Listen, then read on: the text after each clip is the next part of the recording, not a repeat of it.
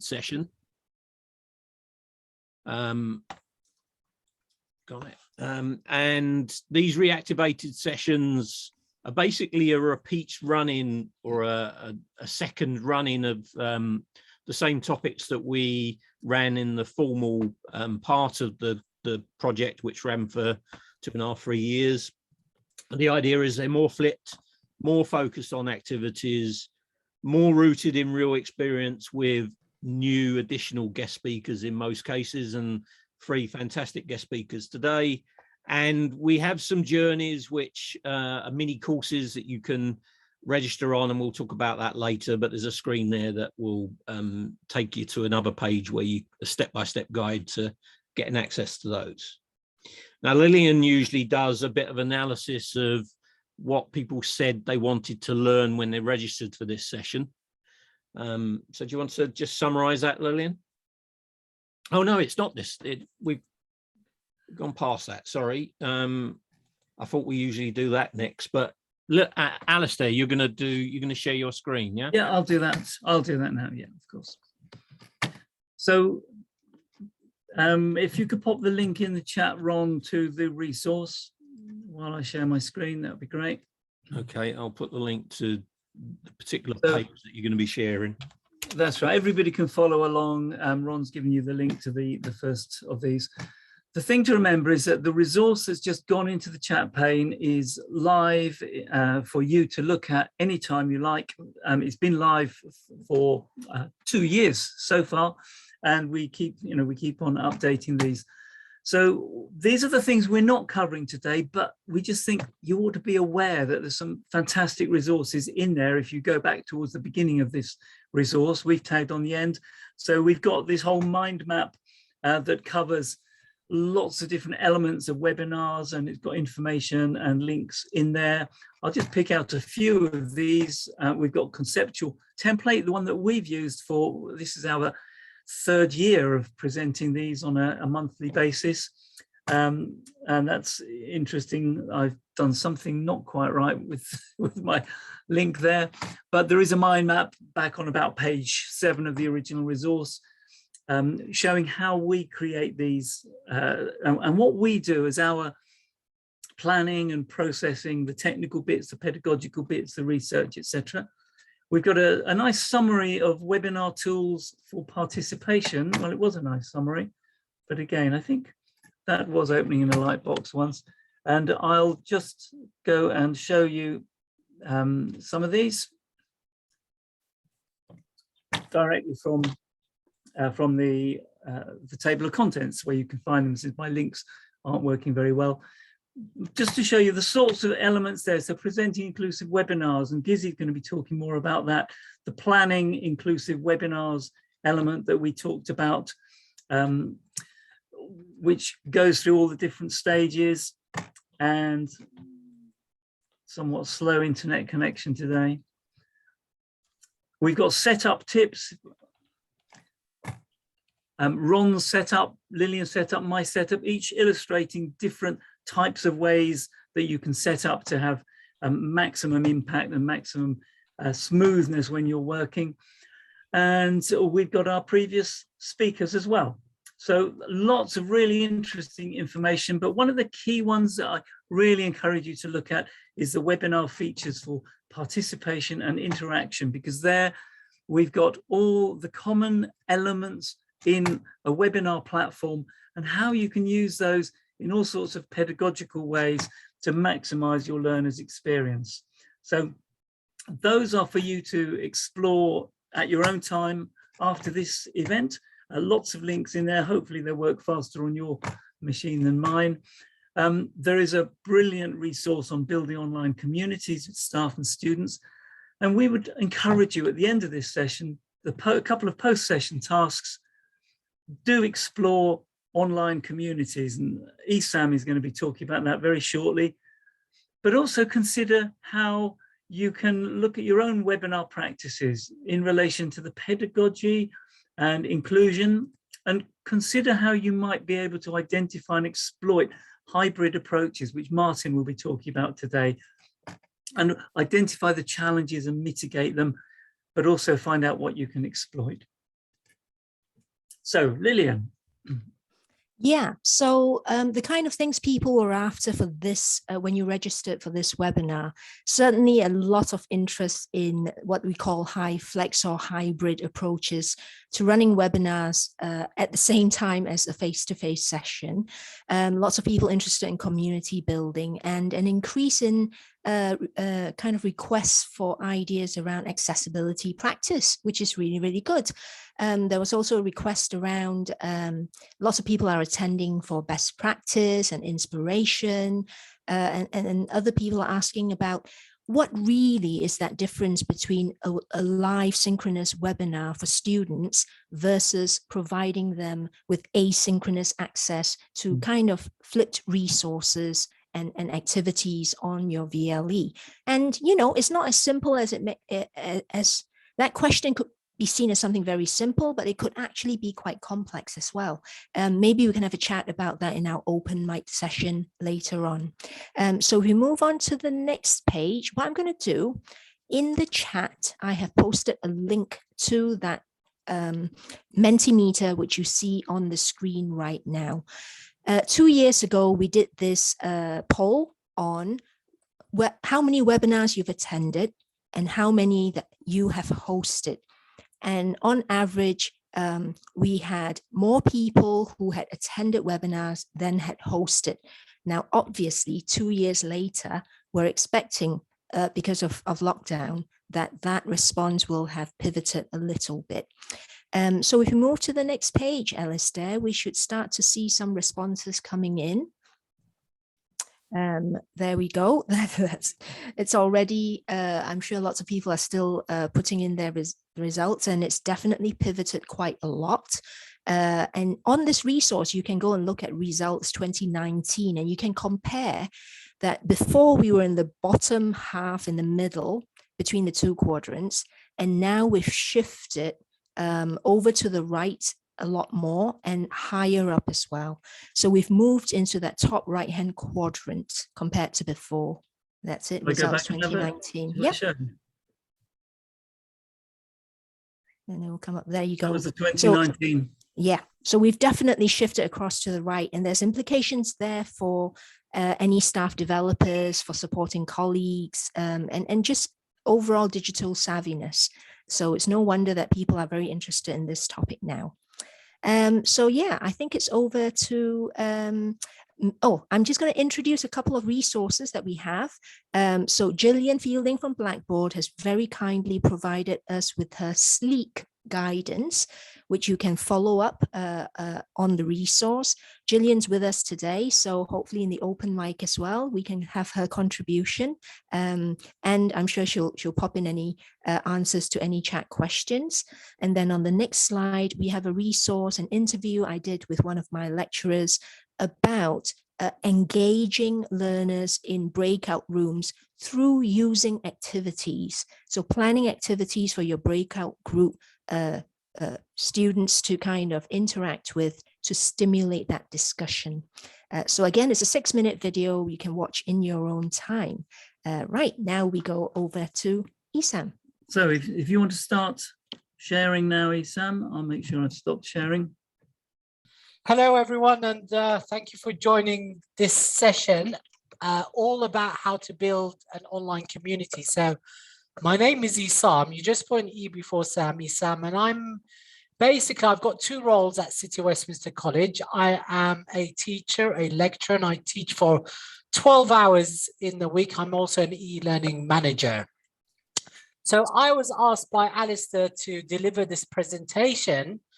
And why I was asked is because of something I created a few years ago called the FE community, right?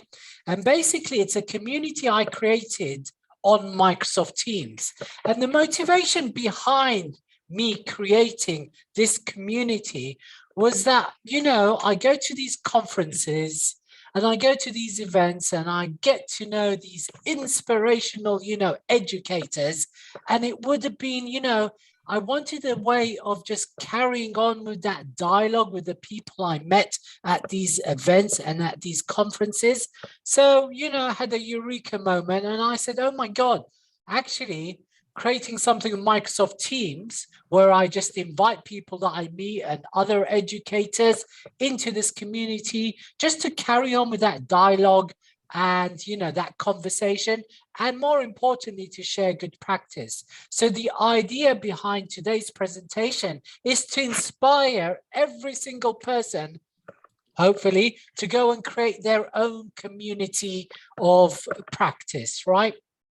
So let's have a look here. So let me just carry on with that. So as we said, there's some outstanding practice going on out there.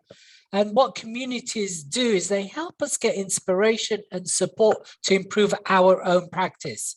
So you've got you've got access to an extensive network of different experiences and even experts within that community that you probably don't have in your own institution. And communities are probably even more important than before. And those, you know, lines, those quotes I got from a JISC community. So JISC also invited me and others to come together and share the motivation why we created these communities of practice. So this is a little video of snippets of our community. So just to give you a little background, about once a month, haven't done it this year so far, but about once a month, what we do is we invite leading experts to deliver webinars, right? And these are just little snippets of some of these webinars that I've collated together in a video, so you can get a sense of the type of webinars that we deliver. Okay, so basically, it's just a video just to show you basically all of the different types of webinars that we've had. And we've had people from Microsoft, people from Flipgrid, people from Wakelet, and other practitioners within the FE community talking about, here's Aftab Hussain from Bolton College talking about the AI bot that they created called Ada. And we get different people just delivering to this community. And it's a shame the sound wasn't working, so you get a sense of the type of webinars that we have. All right, so that was that. And so what motivates people in actually joining these communities? So what I did is I had this form, and I'll show you some of the ways that we, let me show you. So I've got a Microsoft form so people can join up, so I can add them to the community.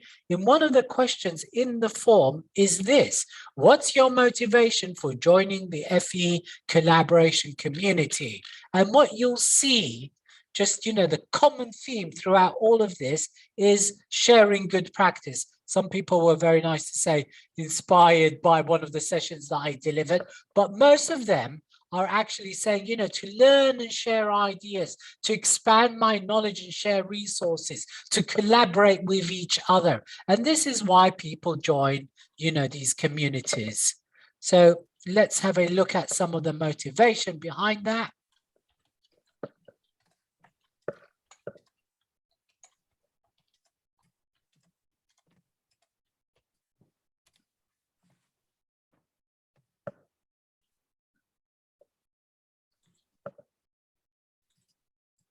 You want to keep up to date and share ideas. You know, this is a really good quote. I think I'm going to pause it right there. And I'll read this out, right? So it says, feel many of us face many problems, and out there, someone has probably faced the same. And so want to share this knowledge base and share insights into best practice.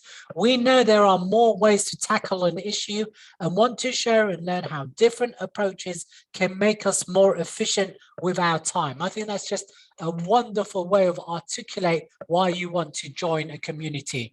And excuse me, but I've just found the stop share, and I'll share again. My apologies, but I found the share button. So let me share that again with the sound this time. So take care, because we've only got 4 minutes. 4 minutes, no worries. 3.5 minutes, yeah, 3.5 okay. minutes left. So let's go. So the power of us, right? So what I have is I have a form that I share out on Twitter, and I also deliver training and presentations to other colleges and universities. And at the end, I ask participants, I've got this community, you're more than welcome to join it. And there's a Microsoft form with these questions. And, you know, what organization, your email, your job role, your motivation in joining this community. And I also ask, would you be interested in presenting online to the community? Additionally, I've got something called a Flipgrid. Right, I'm sure some of you have heard of Flipgrid, and this is showing. Sorry, you're showing the PowerPoint at the moment. I'm yeah, not sure, the editing mode of PowerPoint. I think. Oh, I'm so sorry. You might not be sharing the full screen. My apologies. What's going on here? Okay, let's.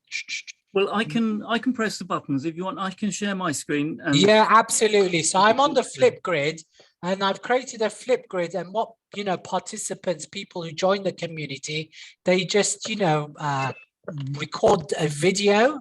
So we're on the Flipgrid one. Thank you, Alistair. And yep, that's the one. Yep. So basically they create a video and they say, hi, my name is Esam and I'm a lecturer at City of Westminster College. Nice to meet you. And this is why I joined the community. So it's much more interactive and much more fun. So I would definitely suggest it. And I would say that growing the community has happened organically. It really has. And then I've just suddenly realized that we're into the hundreds. I think there's about 460 educators spread across the country. So what I've started doing is I've started now using Twitter to promote the community. And I've got a hashtag on Twitter called FE Collaboration. So basically, if you go to Twitter and search for this hashtag, you'll get roughly all the posts with regards to the community, as you can see over here. So I'm also, you know, starting now creating graphics, and every time someone is delivering a webinar, I'll post it out on Twitter with a link to join the community. So initially, yes, it did grow organically, but I've started now promoting it on social media. So this is a video that I created in using a program called Biteable. You want to play that for 2 seconds, please, Alistair? Right. Yes, well, I may have forgotten. That's fine. That's fine. But it's a video that's really nice, you know, and it just promotes one of the webinars. And I used a platform called Biteable. It's a really easy platform to create these wonderful looking videos. If we go next, please, Alistair. What is that one? Yeah, let's play that. Let's see what that is. And another video, just promotional videos. And as I said, I use this platform called Biteable, makes it really easy. So I just post these things now on social media. If we click on next, please. So here's some tips and tricks, right? So let's click on next. We do have issues because you'll be invited to different teams. What that means is that your browser is going to get really confused. So it's a really good idea to familiarize yourself with learning how to create different profiles on the browser. Now, Microsoft Edge and Google Chrome do this really well. And on the top right, on your browser, you'll see an icon. And then when you click on that icon, what you can do is create profiles for the different tenants that you'll be invited to. So that's really important to do. Because I'm a member of many different tenants, I've got loads of profiles. Now, how we add interactivity, I'm sure many of you are aware of all the tools there, but we use Slido. One that's not that familiar, which I've just, you know, is WooClap. And I think that's just one of the best tools out there. And also just to use emojis to encourage engagement. For example, I'll put 2 statements in the chat and I'll ask the participants, go over the statement that you agree with and like it. And that way you can count how many people actually agree with that statement. And it's a really easy way to count how many. So really simple strategies like that. Next, yep, inviting guest speakers. This is a really good one. What you'll be surprised at is, you know, I've invited like leading companies in the world to deliver webinars, and no one has ever said no. Alistair can testify to that. He probably didn't even know me. I approached Alistair and I said, yeah, I did. And I said, Alistair, do you mind delivering to the FE community on accessibility? Did you say no to me, Alistair? Nobody says no to you, Esam. But unfortunately, on this occasion, I'm going to have to say we have to end. But that's been brilliant. But, yeah, I think we are on the last slide there. Do look back at Esam's slides. Now, I know Esam may have to go before the end, but pop any questions into the chat pane. Really sorry for some of the little technical hitches we've had. There's a fantastic community and lots of resources, and have a look at those. But any questions, go onto the slide, and if you want to find out what the hashtag was and so on. Thank you, Esam. Thank you very much. And we love the enthusiasm that comes through and the passion in all that you do. Thank you very much, Alistair. And thank you all very much. And what I'm going to do is I'm going to pop in the URL in the chat pane. So you're more than welcome to join this community. That's so great. Thank you very much. So I'm going to move over to our next speaker, Ghizzi, who I've known for a long time. And when we were thinking about who could talk to us about inclusive webinars, we thought Ghizzi is somebody that has a passion for inclusion, has lived experience, and has probably been to more webinars than most people I know. So Ghizzi, I can be your glamorous assistant if you would like. Thank you very much, Alistair. Very glamorous you are too. Oh, okay. Hi all, I'm Ghizzi. I'm a small white, freckly strawberry blonde with dimples and grey-green eyes, and I'm wearing large, round, Erlen tinted glasses. I'm a learning technologist, and I used to be an FE STEM teacher. I'm working for the Faculty of Health and Applied Sciences at UE at the moment. And so today I'm sharing my experiences up to today. And it is definitely my experiences. So as Alicia Jarvis said earlier this week at the Accessibility Toronto conference, one person's experience is exactly that. One person's experience, no more and no less. Don't expect one person to represent an entire race or group of people. So I can talk about my experience, but I can't speak on behalf of other people. But I will give examples that I've found from friends and from people that I speak to. So as Alistair indicated there, I'm a bit of a glutton for webinars. This really kind of started when I started my second undergraduate degree, and I was a huge fan of MIT's early free open online courses and resources, which were literally just videos really. And that was 2005. And then when I graduated and started my teacher training in 2011, I became a huge fan of GISC TechDis, which I still used to present, and the regional GISC teachers webinars. And that's really what got me into listening and engaging in that way. 2013-14, I fell into learning technology, and I've kind of got stuck there ever since, and been involved in all sorts of different things to do with webinars and online learning and interacting in that way. I can't remember when I just started tuning into online webinars and broadcasts, podcasts for personal interest, but it's been a really long time. And throughout this rather indulgent feasting, I've been dyslexic, deaf, hard of hearing. I have audio processing disorder, Erlen syndrome, ADHD. By halfway through, I'd also acquired RSI and then carpal tunnel and a spine injury. None of it's put me off. I still love a good webinar. So in that time, the tech for webinars has changed enormously. So if you've been doing them as long as I have, you'll probably remember Collaborate as it was before it was Collaborate, when it was eIlluminate, and I couldn't remember what it was called. I had to look it up recently. I've used a huge number of range of different tools for webinars, mostly as a participant. I don't do so many where I'm presenting. Illuminate is so old that it ran on Windows 98 and you had to download JavaScript to run it, and it was a real pain. I've used all of them and many, many more.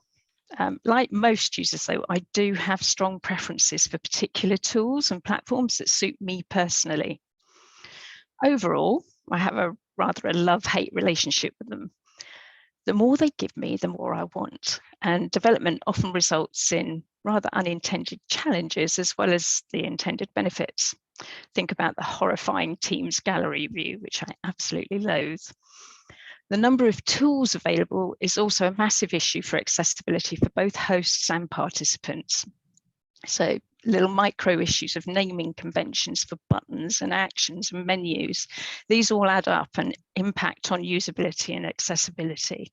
Sorry, next slide, please.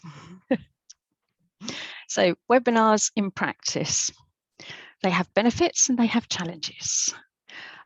Individual user choice and control over what and how a user shares or experiences the sharing has been an absolutely massive boon. So thinking about things like captions and transcripts, pinning videos, shared screens, the ability to chat with live hyperlinks and emojis and at people in channels or teams so that you can interact asynchronously, recording meetings saved in meetings and channels and chats of team sessions or the OneDrive of the recordee if it's Teams, meeting notes being bundled up with the recording and the transcript in one place post-session, which for someone like me makes it much easier to keep track of where things are. And then the sharing and collaborating, the whole experience of that has really exploded the rate at which I'm learning, interacting, connecting with people. That's a massively brilliant thing. And breakout rooms. However, these things are also challenges. Auto captions, as the wonderful Merrill Evans calls them, and no two-way double pinning standard across tools yet for British Sign Language comms, no audio description choice for captions, limited user control of their caption setting were available. Host and presenter errors in setup of sessions can cause really serious issues. So sadly, sometimes the advantageous situation is denied by host choices over settings and sharing, and I get really frustrated when chat's not available. So though I recognize that Zoom chat is a problem for screen reader navigators, and this can be addressed by using the QA instead, it's not the same, and I don't understand why Zoom haven't fixed it yet. As a regular attendee and very occasional presenter in Zoom, I have to say I'm constantly frustrated by it, possibly because we're not institutional users of it at UE. It crashes all the time when I try to use the captions, which is incredibly irritating. It does the same if I try to use the transcript at the same time as the captions or the chat at the same time as the captions. So I angrily press report every time, but nothing changes. I also prefer the Teams chat experience to the Zoom one. It seems to be better integrated with the video, screen share, chat, and overall GUI. Zoom also insists on saving all recordings on my computer, and the poor thing grinds to a halt until I go and find them and clear it out. I haven't actually found a way to force it to default save them on my OneDrive instead. I know that many staff and students who participate in Zoom webinars don't know that it defaults to save the recorded meeting and the transcripts if captioned on their computer, nor are many aware how quickly this can have an impact on their machine's performance. So I'm curious to know what it does with them when you access Zoom on a mobile device. Is it not set to save? So I'd be grateful if anyone can share that with me. So other challenges are limited to no keyboard navigation access, poor button menu designs for motor control and skills, and sharing and collaborating and breakout rooms, because both of those, it comes down to how you manage the whole experience. Next slide, please, Alistair.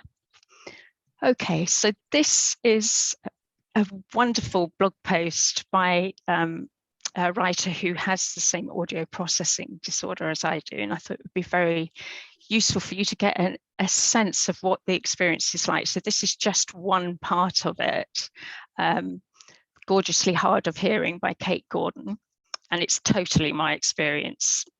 It's totally personally relatable, and it's too small for you to read on the slide, so I'll quickly read through it. Oh frig, another conference call. In my later 30s, I had no choice but to telework, and this team didn't do video calls, so there was no way to read anyone's lips. Plus, this group had totally mastered speaking in library voices. It brought to mind the low talker episode of Seinfeld. Looking back, I can't recall if that sketch was ableist, but the feeling of annoyance at not being able to hear what was being said had pressed on my last nerve. I turned the volume of my phone to full. That's a little better, I guess. But there was still this one person who would not raise their voice, no matter how politely I asked them to speak up. My frustration mounted when I realized I was missing out on vital information for my project. I felt my temper rising and tried everything to calm myself down. So I took a deep breath and then asked this person to expand on what they meant, hoping it was an effective way of inquiring that they repeat themselves. And for the umpteenth time during this call, they spoke without elevating their volume. I couldn't tell if my mind played tricks on me, but it also sounded like they went even quieter at the end of their sentences. I was sure they were fully capable of raising their voice too. Finally, I threw my pen down and shouted into my phone, "Geez, Louise, do you speak only so dogs can hear?" Silence. Maybe I shouldn't have said that. Yeah, it hadn't been my most sensitive moment. Then someone expressed their opinion that if I wanted to hear properly, I should have been at the meeting in person. Or we could have used video chat. We have the technology. I explained why I couldn't be on site, which had to do with accessibility, and the project manager quickly cooled the mood in the room. Eventually, I left that contract. So being in the meeting in person would not have helped Kate any more than it does me. For deaf, hard of hearing in-person meetings are invariably appalling experiences where you instantly feel excluded and cannot contribute effectively. Plus, since the pandemic, everyone seems to have lost the ability to work together in person efficiently and effectively. Or is it that we've actually got a lot better at using the tech to work efficiently? So I do recommend reading the whole post if you get the chance. The links will be on the slide at the end. So we're out of time now, Ghizzi. So if you want to, sorry. There's a key point now for the. Okay, so I have a couple of slides in here for presenters and hosts and attendees and participants with a series of tips on. They are tips from my perspective. So what I think are the most important points for me. That doesn't necessarily mean that it's most important for everybody, but I would recommend reading through them and looking at the blind user experience, because that's quite difficult. It's quite a complex area. And in my experience, supporting staff and students who use screen readers, for example, actually the skill level in use of the screen reader is as much a problem in the access to the tool as the tool's screen reader friendliness. So worth considering. That's great. And I really encourage people, each of our presenters today has given us a wealth of information that they knew they wouldn't necessarily be able to fully share in the 10 minutes available, because we are stingy with our 10 minutes, but we just want to get as many good quality people in the space as possible. So apologies for the rushing there. There's some great material for you to look at and follow up on your own with references and links. Thank you very much, Ghizzi. And now, Ron, I think you're going to take over now and introduce Martin. I think, Martin, you're going to share your own screen, yeah. But welcome everyone to Martin Compton. Thanks. We were colleagues at Tower Hamlets College many years ago. In fact, so long ago that we've forgotten which year that was, I think, Martin. But we'll pick that up later. So over to you on basic hybrid. Thanks, Ron. I'm going to subvert your norms, I think, by saying that because we're talking about a particular way that webinars function, I'm going to ask if people don't mind, if they've got the bandwidth and if they're not wearing their pajamas and they've got a suitable background, that if they wouldn't mind turning their cameras on. I've got two screens, so I can see you whilst I'm talking, and that gives me something to feed off. No obligation at all, but it is nice to see you. So I'm going to wave to you, all those people that have been able to turn cameras on, but no feelings of shame for anybody who can't or doesn't want to or whatever. So it's lovely to see you all. It's fantastic. So I'm Martin Compton. I work at UCL in the Arena Centre, which is a central academic development unit. And my brief is kind of, or in part, to help connect teaching, learning, assessment, all those things with digital education. And, you know, it's a huge central resource, contrasts very much with what we had in my last place of work, which was University of Greenwich. I think those kinds of perspectives have informed what I'm going to be talking about today, which is what we are calling basic hybrid. And there's a very good reason why we're calling it basic hybrid and not hyflex, and I will come to that in just a few moments. I've been teaching for nearly 30 years. It'll be 30 years next year, and 6 of those have been online distance teaching as well. So a lot of webinars that I've hosted: Adobe Connect, Google Hangouts, Blackboard Collaborate, Illuminate before that, Zoom, Teams, the whole lot. My tool of choice, I was very interested to hear what Ghizzi was saying, is actually Zoom at the moment. And the main reason for that is because of audio affordances that Zoom has that Teams doesn't. So Teams doesn't have the same quality filtration that Zoom has. And when you're running something basic hybrid or hyflex, which is simultaneous, in person and online in a webinar group of students, you need the best audio that you can get. So we're running with both, but actually Zoom is the tool of choice. Now, I've decorated my first slide with a griffin, and this ancient symbol of strength and protection is a classic mythological hybrid. It's half lion, half eagle, sometimes with wings, sometimes not. And I use it as a symbol of hybrid because I like to pose the question to my colleagues: is it the best of both worlds? Is it better than a lion? Is it better than an eagle? Is it a combination greater than the sum of its parts? Or actually, is it a bit of a rubbish lion and a bit of a rubbish eagle because it's neither one thing nor the other? And I think when we talk about hybrids, that's the thing we need to talk about. People have the same conversation about hybrid cards, for example. What's interesting to me is to look back over my thinking and how it's changed. So over a year ago, when we were pivoting online, I was saying to anyone that would listen, forget hyflex, because that's what I was calling it at the time.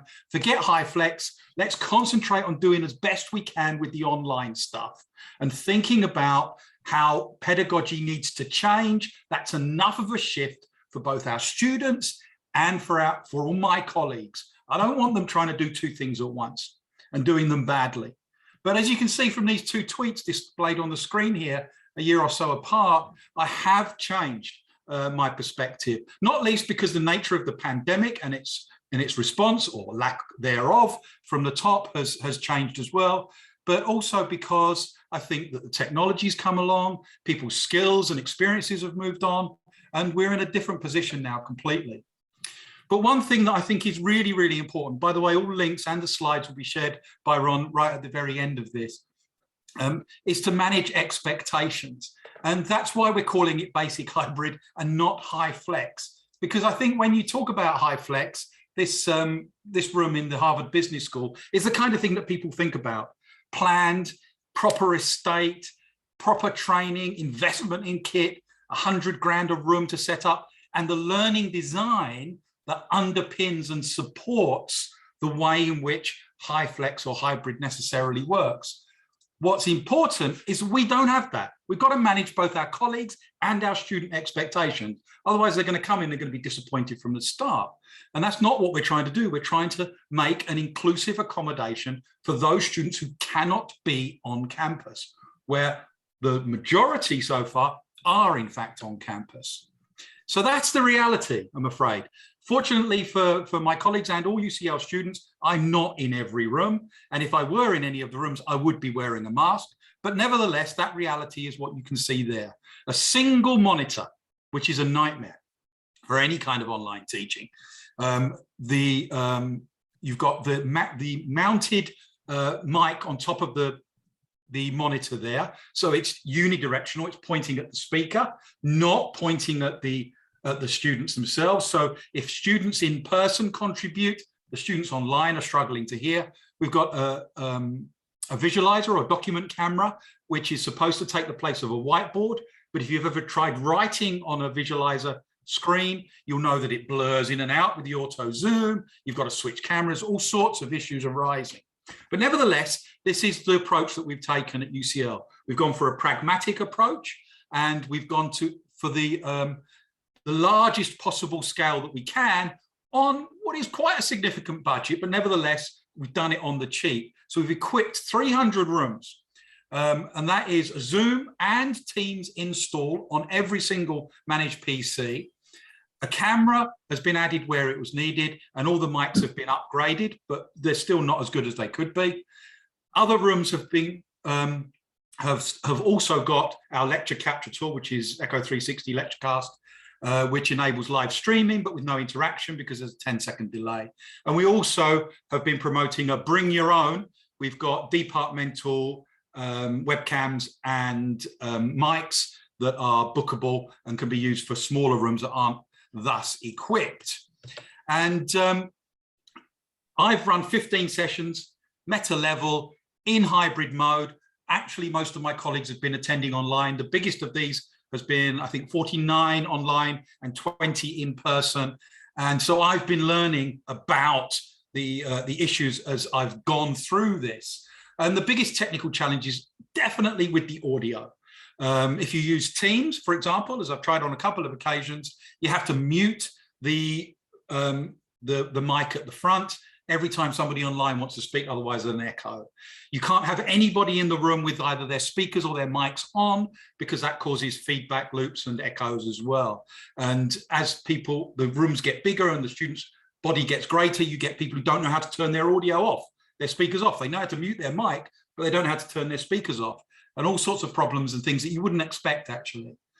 Inconsistent systems across the institution, it's huge, and those different configurations make it difficult to standardize instructional material. And I've already mentioned the whiteboard and writing surfaces as a massive issue for some disciplines: maths, chemistry, physics, anything with equations, language teaching, all of that kind of stuff. And of course, there are pedagogic teaching challenges as well, not just about whiteboards.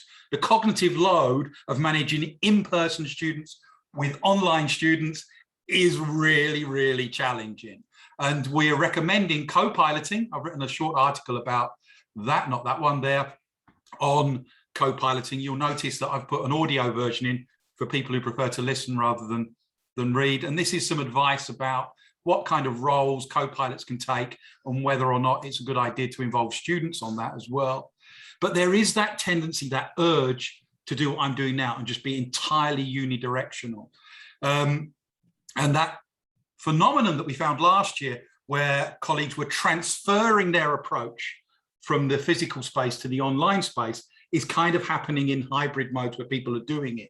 So it's having conversations now, about 2-3 weeks in, about better pedagogy that is really, it's getting me excited about the possibilities here. And I am getting a bit more enthusiastic, I have to say, particularly in terms of the way that people are seeking ways to get a shared space for pooling ideas. We use Mentimeter, people are using things like Jamboard, Miro boards, Padlets.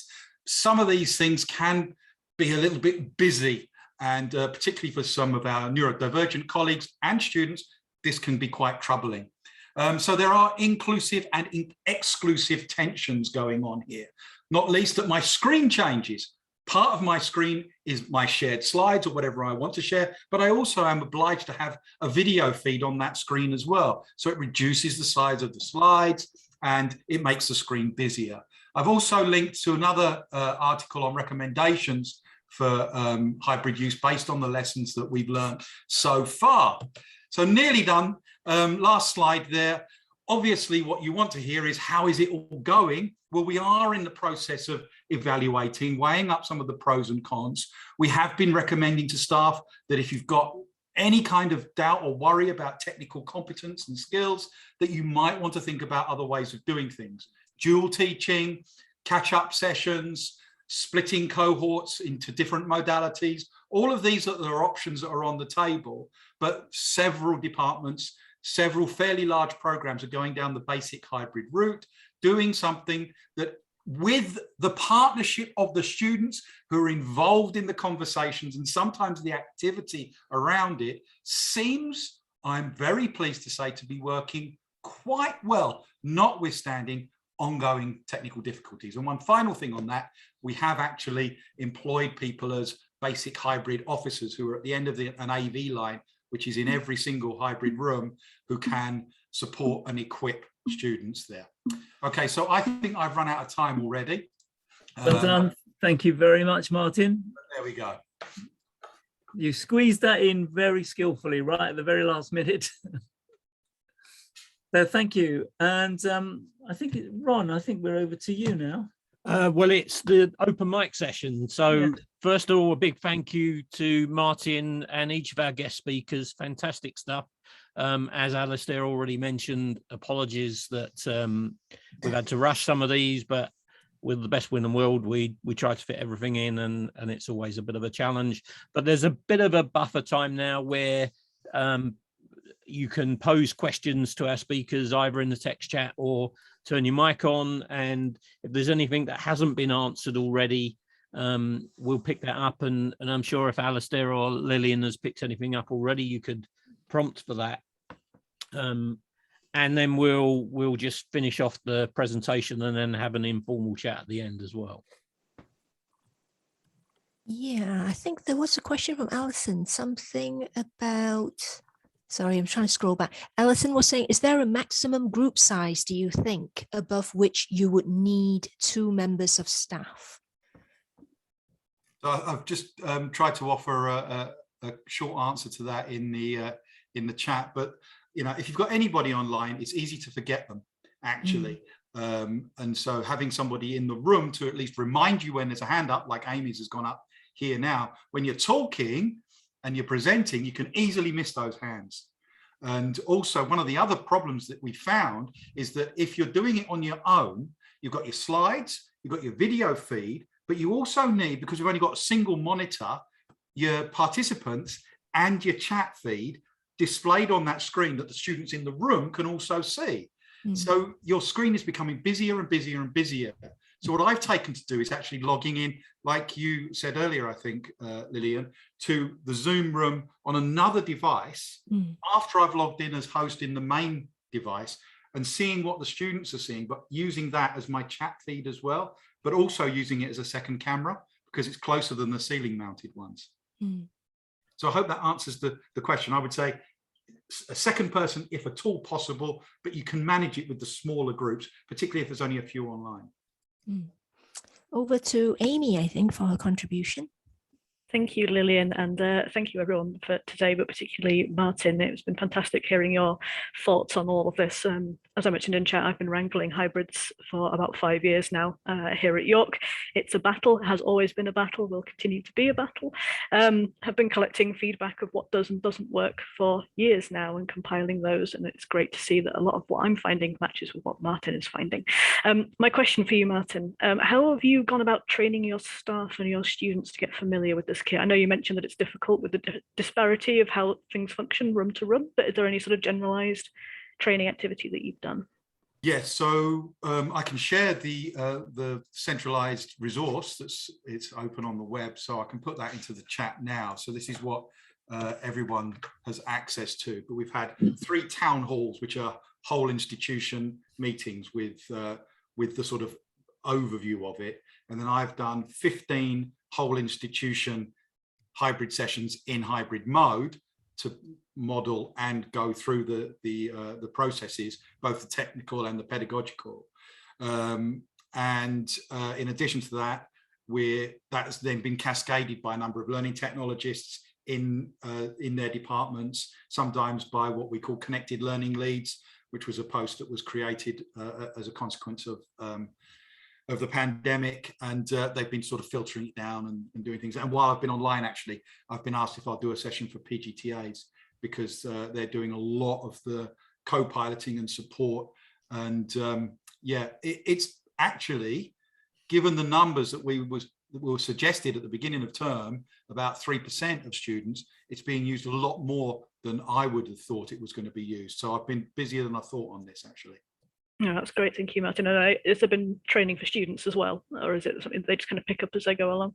We're including in the training guidance on what you should do in terms of orienting your students to the different modalities. So, you know, one of the things that we're reminding colleagues of is that first years are coming not knowing what to expect. Second years are coming also not knowing what to expect because they had a whole year online last year. So about that acculturation, that familiarization with this is how we're doing things, I think is important anyway, but particularly important when we're using this. There's a question for Ghizzi. I think it was from, oh, I've missed it now, it's gone up the screen. But it was a question about, it was from Christine. Ghizzi, can you explain a little bit more about what you mean in your notes about Occam's razor for breakout rooms, which is a fantastic expression, but do you want to clarify?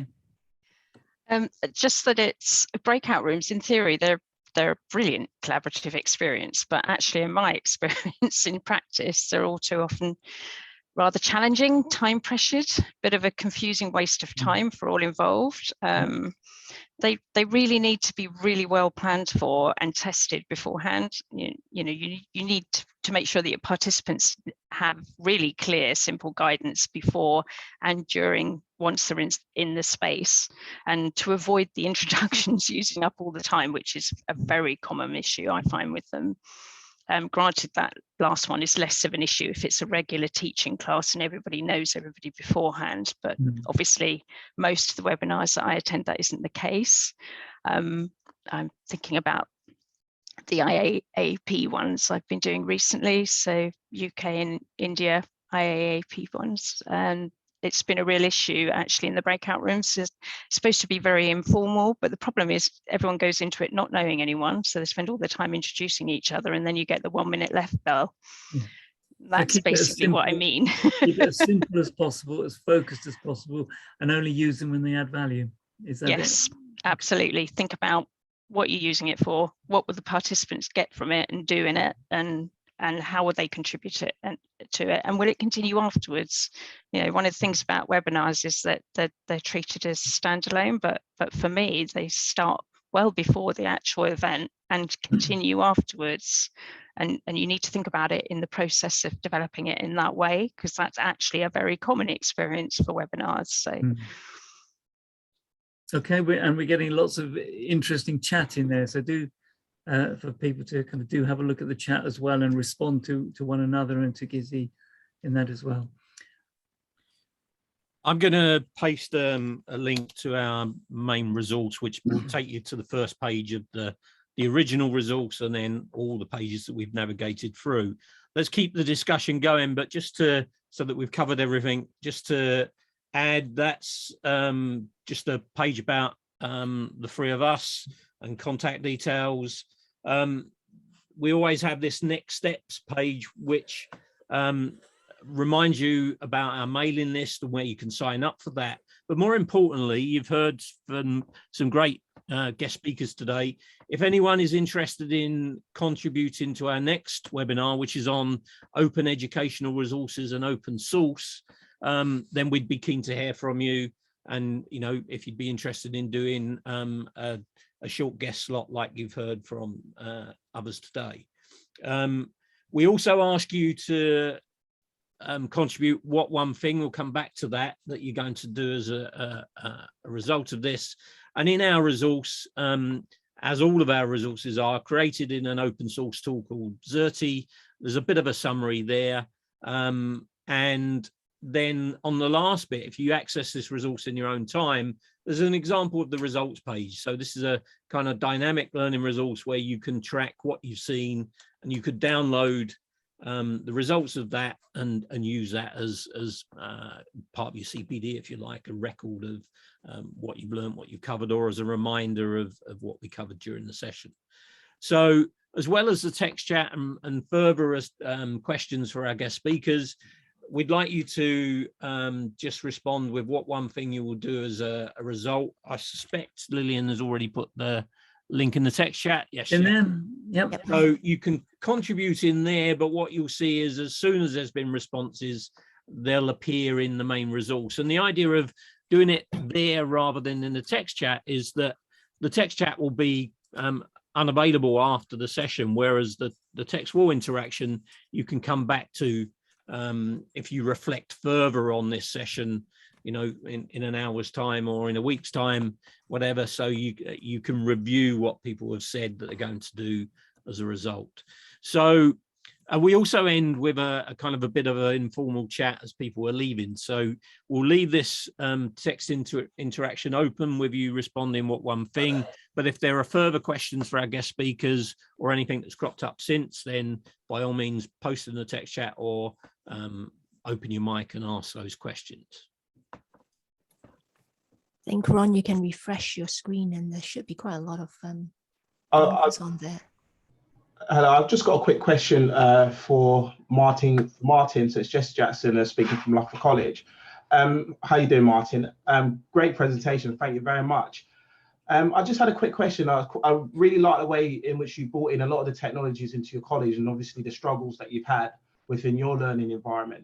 And one of my main questions really is, how did you get the buy-in from staff, not only to sort of implement the training, but then have the time or the gumption to then filter that training down to the students, especially when it comes around accessing the technologies in person and remotely?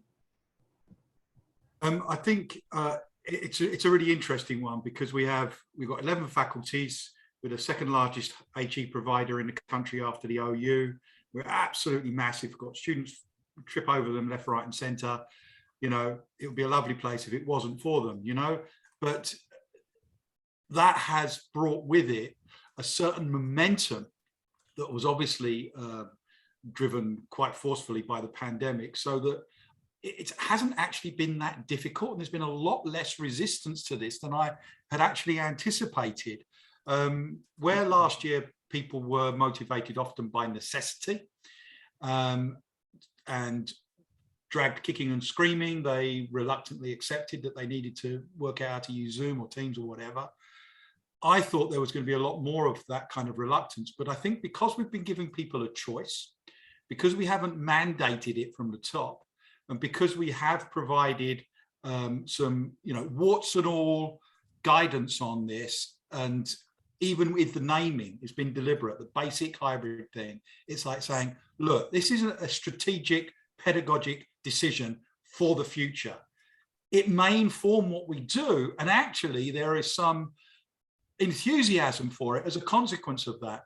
I think if it had been, you've got to do this, we're ordering you to do this, but without any resource or training or anything like that, then people would have dug their heels in and it would have been a horrible mess. So I think it's getting that balance right, actually, but it's very much a feature of the nature of this weird institution that I work in, actually.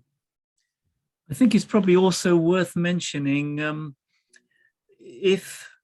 because I know your context, Jesse, is in an FE, you know, big FE college. Are you part of Esam's collaborative kind of staff learning group already, or was that new to you? No, that was absolutely new to me. I'm not, no. So it'd be something I'll try and tap into. Have a look at that, because like, you know, like the Future Teacher community, that community, which is FE focused, is a really good way of kind of sharing those sorts of questions and finding out what other similar sized organizations, similar mission organizations have done, what the impacts have been, what the problems and challenges and solutions. So certainly see if you can kind of get involved with what they're doing. That might be quite helpful there. Can I just add one thing, Alistair, as well, for Jesse? Having worked the bulk of my career in further education, as Ron said, you know, if I was still working in FE and I was trying to do this, my approach wouldn't be cross-institutional. It would be targeted at those people who I know I could get on board to be enthusiastic piloters of such an approach. So I'd be going to people who I'd worked with before, getting them to model it, to template it, and then using them as case studies as a sailing point for other colleagues, because the context is completely different. But that would be my approach in FE, I think. That's really helpful. Brilliant, thank you. I'm going to stop the recording there.